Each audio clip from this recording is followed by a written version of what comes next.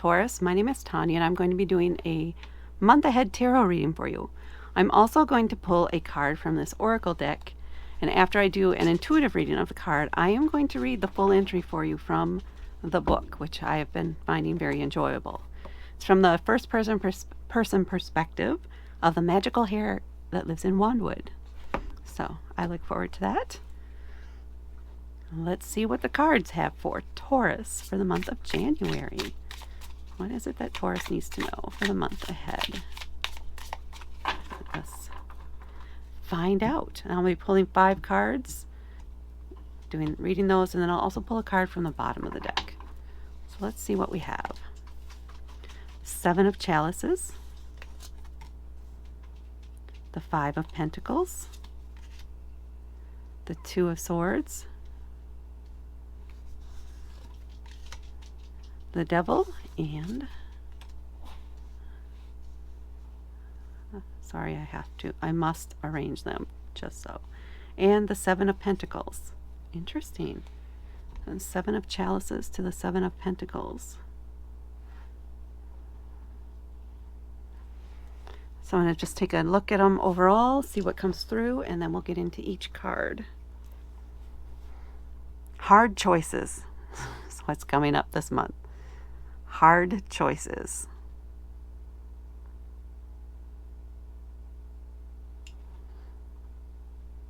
Is that it? That's what you want me to send through? Yeah. Hard choices is just what keeps pushing through. So let's get into each of the cards. We're starting off here with the 7 of Chalices. This is a card about choices, and choices that you need to look at from an intuitive or emotional perspective. What feels like the right one? Lean in even with your intuition. Meditate on it. Don't make a choice right away. You can take your time making this choice. Don't feel rushed when making these choices. You need to feel into the options. And you may even have up to 7 different options. With one of those options not make a choice. So there's one. Now you're left with 6 more. There's a problem or a choice you're looking at that has many different possible solutions, maybe even more than the ones that you've considered. So be open to other possibilities. There's some nuances to some of these choices that you may not be consciously aware of. This is where you need to tap into how they feel to you or what your intuition is telling you. And you should go with the one that feels the most right for you. Not for others, for you. What one for you feels like the right choice. If you try to make the decision from logic or from any other way where you're just the facts, or you're trying to let someone else make the decision for you, it's not going to go well. It's not going to turn out the way you want. You're just going to get frustrated and you're going to be right back facing the same choices, or maybe one less, but right back to the drawing board. And then we're coming to the 5 of Pentacles. 5s are a card about challenge, about competition, about little bumps in the road along the way. This is something that you're going to have to figure out how to work past or push through, or you're going to be stuck in this spot, or you'll keep coming back to this spot until you do. So there's some lesson here for you to learn. It's going to be related to material things, or to your job or work, or what you do to bring in money. It could be related to your choices, to the choices you've been making on how you're spending or saving money, or how you're making decisions on those things.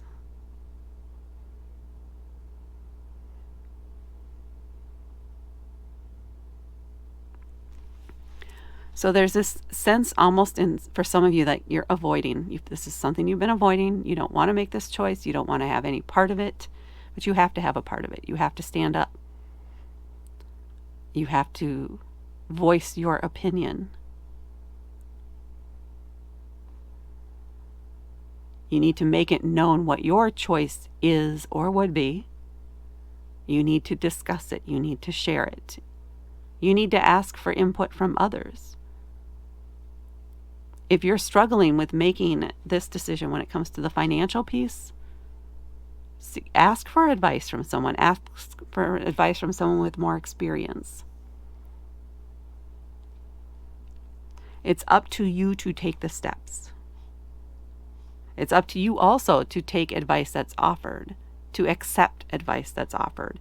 You don't necessarily have to actually take the advice, but you need to listen and accept it, because by doing that, that may even trigger something else, a new idea for you or a new path for you that is right for you. And you may hear my dog in the background. She's having some fun.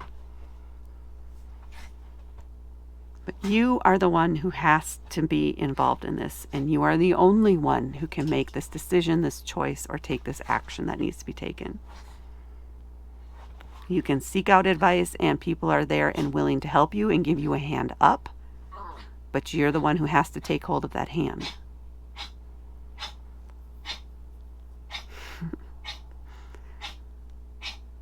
There is help. And there's even, I feel like if we're related to food in some way, or, okay, we'll just go with that example, to food in some way, there is a possibility where you could climb up this wall and grab that apple, or pomegranate, or whatever fruit it might be. You have options, but you're not, or in the past anyway, you haven't been willing to look beyond the obvious, or seek advice, or accept help. So quit feeling sorry for yourself. Pick yourself up off the ground, brush yourself off, look around, and see what's available to you. See what's possible. And push through that. And then you come up to a choice. Again, something only you can do. You're the only one who can make this choice. There is a valid choice to not make a decision, but then you're just going to stay exactly where you're at. And you're not going to move forward, or somebody else is going to make the decision for you, and you're going to be angry about that, and you're not going to be happy about it because you didn't want that choice. Then you need to make the choice. You're the only one who can make the right choice for you, and this needs to, again, this is about you, not anybody else. There are two choices, essentially. They both have their pros and their cons. Neither one is worse than the other, they're just different. This, again, is where you need to stop and feel into it and use your intuition.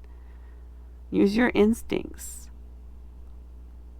Which one do you prefer? Not which one do you think makes the most logical sense. Which one feels right? That's the decision for you. You need to trust and leverage that part of you when making this decision. Because again, you don't know how either one are going to turn out. You don't have every clear fact about it, so you have to rely on how it feels and which one you think is best for you. And then we have the Devil. This is a major arcana card. This can be about temptation. It can be about addiction. It can be about feeling trapped, feeling contained, feeling like a prisoner in your own body. Okay, that came out of nowhere, but it's,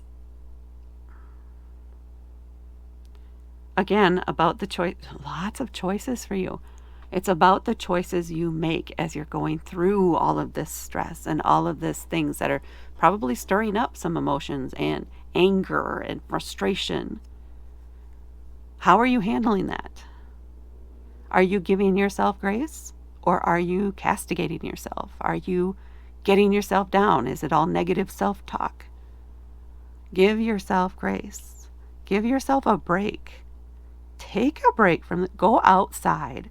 Go for a walk, even if it's cold out. Go out into that crisp, frigid air and breathe it in and let it soothe the heat of that emotion.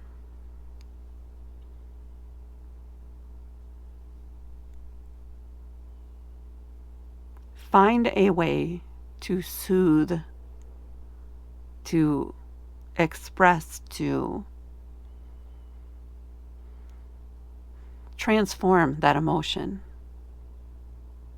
those feelings, in a healthy way.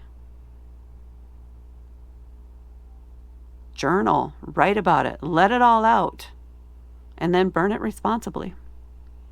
Release it. Don't hold it up inside of you, bottled up. It'll just keep burning and eating away at you on the inside. You need to express it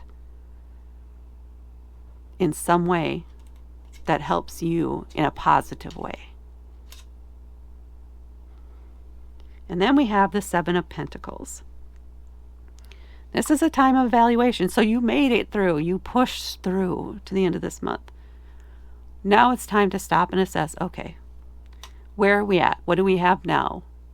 How did the choices we make this month work out? Do we want to change anything? Do I want to keep going down the same path? Do we want to quit now? Do we want to, what is it we want? What, is there anything I want to tweak? How am I doing? And what can I do to make things better for me? Okay, let's look at the bottom of the deck here.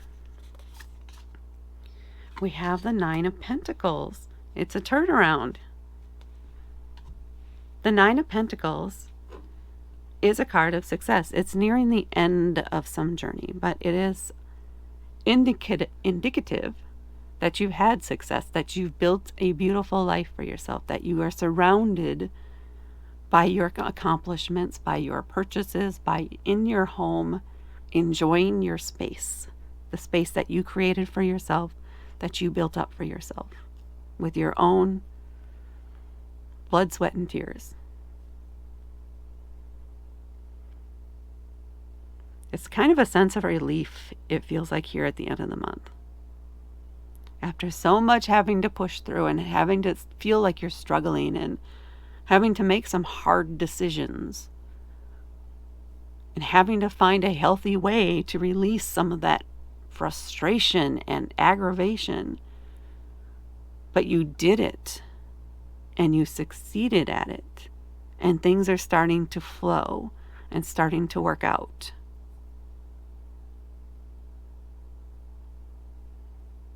The Nine of Pentacles indicates success and joy and appreciation and gratitude for what you have and what's around you, and being present in that energy. It's very grounding too. Again, with the being outside in nature and connecting with that energy, calming, serene. So you will get through this month, but it may be a rough one. So let's pull an oracle card for you and see what that has to say.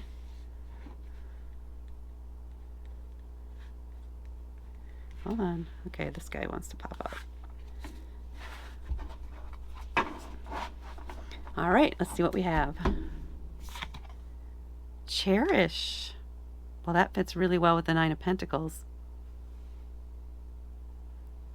Even through all of this struggle here that you're going through this month and the frustration and stuff, there's going to be moments, sweet moments, precious moments, things to cherish along the way.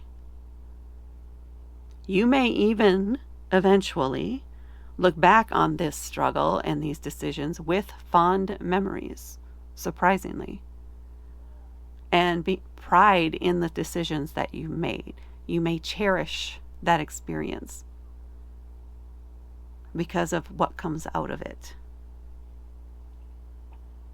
So make sure as you're going through this month, even though things are tough, take time out to find something positive in that moment or in different moments throughout the month. Find little things to cherish as you go. That could be moments with people, that could be a 30-minute TV show. It could be that walk outside in the frigid air on that below zero day. You said, know what? I'm going outside and I'm just going to stomp around the block and release all this energy and that feeling of exhilaration you might feel after that. Cherish that. That sense of accomplishment, those little moments. There's a positive, and I know that can be frustrating and aggravating to some. Yes, I'm that type of person. There's always some little positive in every day. Seek those moments. Those are going to help you push through too. Some days, yes, you just may be plumb tired out and aggravated, but if you're doing something to help you release that energy, it's usually going to be followed almost, in my experience. Once you let go of that anger and that frustration and that heat of the moment, there's this sense of relief and appreciation and relief. And just time where you have that still moment to just take in the world around you in a very positive way. And that sense of accomplishment is the only way I can describe it. And the Nine of Pentacles goes very well with cherish. They are in their garden as they look like they are just enjoying their space, enjoying what's around them, being present in that moment, and cherishing what they have. All right, let's see what the book has. Now, so far, I'm about 50-50 with finding the card, because these are not in any sort of order that I can tell anyway, so far, in this book. So we're looking for cherish. And truthfully, I think it's because the keyword on the card is not the actual card name. It's okay. This was a Kickstarter deck, and I am enjoying this book and the descriptions for it very much. So I don't know if I mentioned this at the beginning. It's told from a first-person point of view for this magical hare that lives in Wandwood. And they have some of their own words like zaztacular, which means fantastic, and crumlush, which means kind of a cozy, comfy vibe. Here we go. The Solstice Stone. Cherish. Wow, I really like that. Okay. Especially now that the days are getting longer, how appropriate is this card right here? All right. Here we go. The midsummer solstice is one of the most magical times of the year, and one I always spend with Ayana, my Dripple familiar. Okay. Because for her, the longest day is also her favorite. And not because we get to spend it together, either. For Ayana, it is something far beyond having more time with her master. It's an annual pilgrimage, a yearly excursion through the woods to her favorite tree to silently watch the last of the sun before I take her back to the cottage, sound asleep in the hood of my robe. The day starts early, with Ayana making great ceremony of baking bread for the evening to come. I know as well not to disturb her during the process. To even try would be pointless, so committed is she to the task. Later, after a crumlush supper of nif soup and broadleaf brew, we set off out into the woods, Ayani scriddling ahead as I carry the breads in a basket behind. At the base of the tree, we stop, while Ayani calls to the sun in a series of soft clicks and whistles. Once, when we climb up onto her favorite branch, the moving stone of Wandwood was there, awash with exotically perfumed blooms, seemingly waiting just for us. Ayani perched on the top, bathed in the sunlight until the very last rays slowly receded over the horizon, and her long day was finally done. As I thread my way back through the darkened woods, I am reminded that I am not a magical hare simply because I have a familiar, but because I also try my very best to be there when she needs me, indulging her idiosyncrasies and looking out for her as best I can. Seeing the bliss on her face as she watches the sunset, I am also reminded of the symbolic importance of the moment. We are already halfway through the year. Another 6 months have passed in each other's company. Journeys have been made, adventures had, glop-ups overcome. Yet because of and in spite of it all, we always share this magical night together, our own silent secret, far from the celebrating creatures in the village. It is one of the many important keys to Ayani and I's relationship. a lifelong partnership that chose us rather than us choosing each other. Both of us realizing that I am no more her master than she is ever my familiar. Instead, we are simply us. And every summer solstice, as we sit high in the trees, I like to think we both look forward to the next 6 months, knowing our truth will always be realized within this one simple acceptance. By cherishing others, we cherish ourselves and all that surrounds us.